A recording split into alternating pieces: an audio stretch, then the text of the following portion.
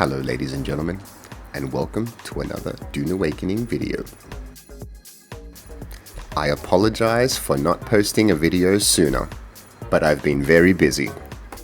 On my latest community post tab, I did tease that my next video would be a planetologist combat build. But I have unfortunately had to pack up my deep desert base and start a whole new life on the public test server. I promise the planetologist video is still coming, but I really wanted to check out the test server for you guys. Some great new features have been added, like granting Solari XP and intel points and spawning in vehicles and armor. Very good. You're there. Count Fenring wants to talk to you, and it's never a good idea to keep our dear Fenring waiting. The new public test server request feature allows us to skip through story checkpoints and acquire intel points when needed. I had only ever used the public test server for a few hours previously and realized I needed to invest more time here and level up my character.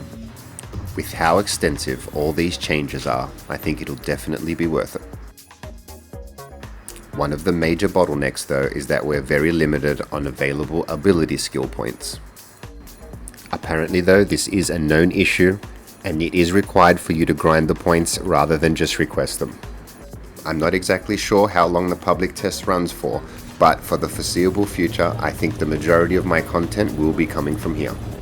And even though we are given lots of freebies, we still have to put in that grind. It felt very strange killing low-level NPCs and collecting blood again. You might have noticed I do have a very high ping, which is going to make things a little difficult for me. In order to start a new character and level them up, you need to collect copper, granite, and blood, just like the old days. I almost forgot that these machines even existed in the game. After 2 solid days of grinding, we were able to build up our base and even test the base backup tool. And with the click of a button, the entire base gets sucked into the tool.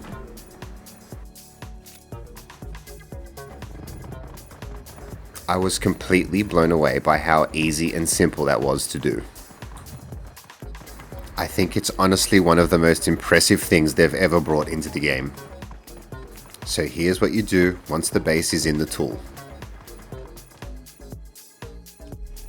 So I was unfortunately experiencing a bug where every time I would spawn in from the overland map, I would be on a wrong siege. So the tool became both necessary and something I was very curious about.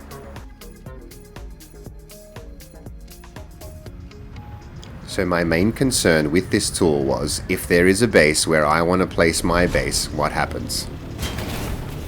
And this is where I think it's truly most impressive.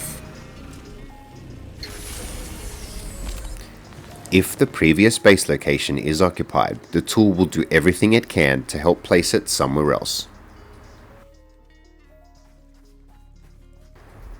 You will notice the way the tool adds foundations in yellow if they weren't previously attached but need to be attached now.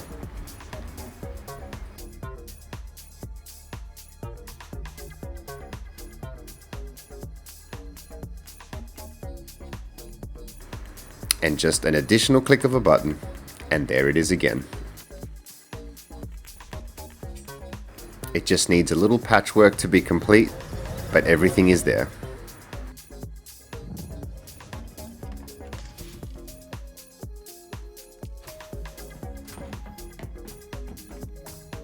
Not a bad compromise considering I was able to move everything at once. Oh, but what about the vehicles? Well, that's what we have the vehicle relocation tool for.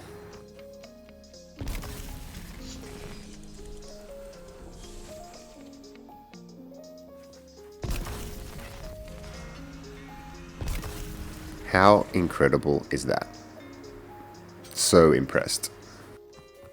So this has all taken up a lot of my time, but the good news is we're almost ready to run the new Ecolab dungeons.